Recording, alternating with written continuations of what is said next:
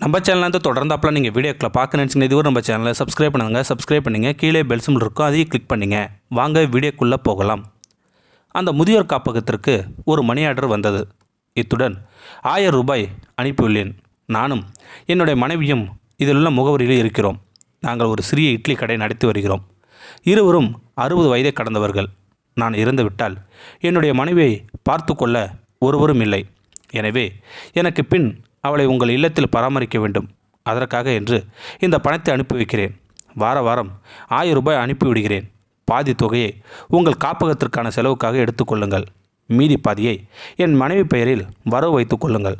என்றாவது ஒரு நாள் நான் அனுப்பும் தொகை வராவிட்டால் தயவு செய்து இதில் உள்ள முகவரிக்கு வந்து என் மனைவி அழைத்துச் செல்லுங்கள். இப்படிக்கு மீனாள் ராமசாமி என்று எழுதியிருந்தது. தொடர்ந்து வாரம் இந்த தொகை வந்து கொண்டிருந்தது.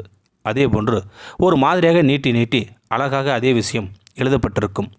சென்னையில் உள்ள முதியோர் காப்பகத்தில் மேனேஜராக வேலை பார்த்து கொண்டிருக்கிறார். உரிமையாளர் எப்போதாவது வருவதால் எல்லாவற்றுக்கும் அவர்தான் பொறுப்பு. காப்பகத்தில் 60 வயதிற்கு மேற்பட்ட முதியோர்கள் 50 பேர் இருக்கின்றனர். அவர்கள் 10 பேர் பெண்கள், மற்றவர்கள் ஆண்கள்.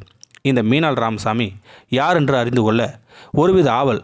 ஒரு நாளில் நேரில் சென்று பார்த்து வர வேண்டும் என்று நினைத்தார். வேலை பளு காரணமாக முடியவில்லை. இன்று ஞாயிற்றுக்கிழமை கண்டிப்பாக பார்த்துவிட்டு வர வேண்டும் என்று முடிவு செய்து கொண்டார். அவருடைய இருசக்கர வாகனத்தில் அங்கு செல்வதற்கு 2 மணி நேரம் ஆனது. சின்ன கட்டிடம். வெளியில் சக்கர பலகையில் கூரை மேயப்பட்டிருந்தது. பெரிய கேஸ் அடுப்பு மற்றும் இட்லி பானை எல்லாம் இருந்தது. 70 வயது இருக்கும் ஒரு முதியவர் நாற்காலியில் உட்கார்ந்து கொண்டிருந்தார். நீங்கள் தானே மீனாள் ராமசாமி என்று கேட்டார்.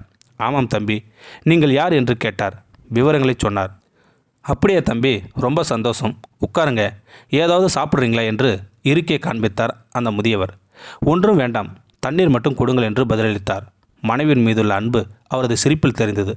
நாங்கள் 2 பேரும் இந்த இட்லி கடை 30 வருடங்களாக நடத்தி வருகிறோம். 2 இட்லி 1 ரூபாய் என்று விற்று வந்தோம். பிறகு 2, 3 என்று இப்போது 5 ரூபாய்க்கு விற்று வருகிறோம். எங்கள் கடையில் 4 இட்லி சாப்பிட்டாலே ஒருவருக்கு வயிறு நிரம்பிவிடும். கூலி வேலை பார்ப்பவர்கள் மற்றும் கல்லூரியில் படிக்கும் பிள்ளைகள் என்று நிறைய பேர் வருவார்கள். நாங்கள் இருவரும் தான் வேலை செய்கிறோம். எங்களுக்கு குழந்தைகள் இல்லை. எனவே அதிக செலவுகள் இல்லை. அதனால் குறைந்த விலையிலேயே விற்பது என்று முடிவு பண்ணிவிட்டோம். வாரம் உங்கள் காப்பகத்திற்கு அனுப்பிய தொகையை விட மேலும் கொஞ்சம் மிஞ்சும் தொகையை அந்த ஏழை குழந்தைகள் படிப்பதற்கும் நோட்டு புத்தகங்கள் என்று என் மனைவி வாங்கி கொடுத்து விடுவார். எல்லோரையும் எங்கள் குழந்தைகளாக பாவித்துக் கொள்கிறோம் என்று விவரமாக சொல்லி முடித்தார் அந்த முதியவர். தண்ணீர் கொண்டு வந்து கொடுத்தார் அவரது மனைவி. இதற்குள் மணி மாலை 5 ஆனது. இப்போது ஆரம்பித்தாதான் 6 மணிக்கு இட்லி ரெடியாகும் என்று சொல்லிவிட்டு தன்னுடைய வேலையை பார்க்க ஆரம்பித்தார். சரிங்க ஐயா, உங்களை பார்க்க வந்தேன், வேறு விஷயமில்லை, கொஞ்ச நேரம் இங்கே இருந்துவிட்டு போகிறேன் என்று சொன்னார். அதற்கு மறுப்பு எதுவும் சொல்லவில்லை.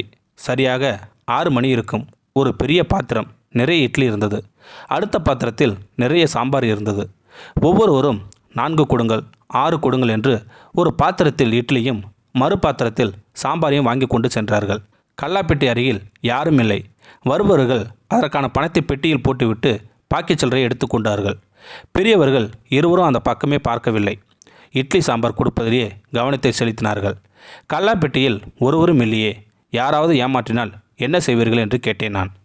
இல்லை தம்பி, யாரும் அப்படி செய்ய மாட்டார்கள். அப்படியே இருந்தாலும் போனால் போகிறது. காசு இல்லாமல் கூனி குறுகி பிச்சை எடுப்பது கஷ்டமாக உள்ளவர்கள் சாப்பிட்டு விட்டு போகட்டும் என்று விட்டு விடுவேன் நான். இந்த நாள் வரை எனக்கு எந்தவித நஷ்டமும் இல்லை. அதில் எனக்கு மகிழ்ச்சி தான் என்று சொன்னார் அந்த முதியவர்.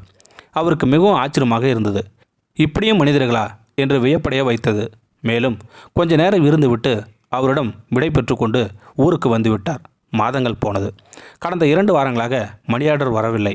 என்ன விஷயம் என்று அவருக்கு புரியவில்லை. காப்பகத்தின் உரிமையாளரிடம் சொல்லி இருவரும் காரில் போவதாக முடிவு செய்தார்கள். மாலை மணி 6 ஆனது. எப்போதும் போல் இட்லி வியாபாரம் நடந்து கொண்டிருந்தது. எல்லோரும் வந்து வாங்கி கொண்டு போனார்கள். அதே கல்லாப்பட்டி எல்லோரும் பணத்தை போட்டுவிட்டு பாக்கியை எடுத்துக்கொண்டு போனார்கள். மீனாட்சி அம்மாள் இட்லி கொடுத்து கொண்டிருந்தார். சாம்பார் பாத்திரத்திலிருந்து வாங்குபவர்களே சாம்பாரை ஊற்றி கொண்டு போனார்கள். மீனாள் ராமசாமி காணவில்லை. உள்ளே நுழைந்தபோது அவருடைய பெரிய புகைப்படம் மாலை போட்டு வைத்திருந்தார்கள். அவருக்கு புரிந்துவிட்டது. விசாரித்ததில் அவர் இறந்து 20 நாட்கள் ஆனதாம். அங்குள்ள மக்கள் உதவியில் ஈமச்சடங்கு நடந்ததாம். 2 நாட்களாக தான் மறுபடியும் வியாபாரத்தை ஆரம்பித்துள்ளாராம் அவரது மனைவி. உங்கள் கணவர் எங்கள் காப்பகத்திற்கு வாரம் பணம் அனுப்பும் விவரம் உங்களுக்கு தெரியுமா என்று கேட்டேன். நான் தெரியும் என்று சொன்னாள். நீங்கள் காப்பகத்திற்கு வருவதற்கு தயாராக இருக்கிறீர்களா என்று கேட்டேன். இல்லை ஐயா, அவர் இறந்தவுடன் இங்கு உள்ளவர்கள் காட்டிய அன்பு என்னை வியப்படைய செய்தது.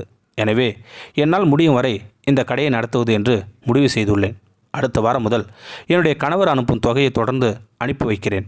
அதை நீங்கள் உங்கள் காப்பகத்தின் கணக்கில் வைத்து கொள்ளவும். அங்கு உள்ள வயதானவர்களுக்கு என் கணவருடைய ஆசைப்படி உபயோகப்படட்டும். என்னை பற்றி கவலைப்பட வேண்டாம். இங்கு உள்ளவர்கள் எல்லோரும் என்னை நன்றாக பார்த்து கொள்கிறார்கள் என்ற நம்பிக்கை இருக்கிறது என்றார் அந்த முதியவள்.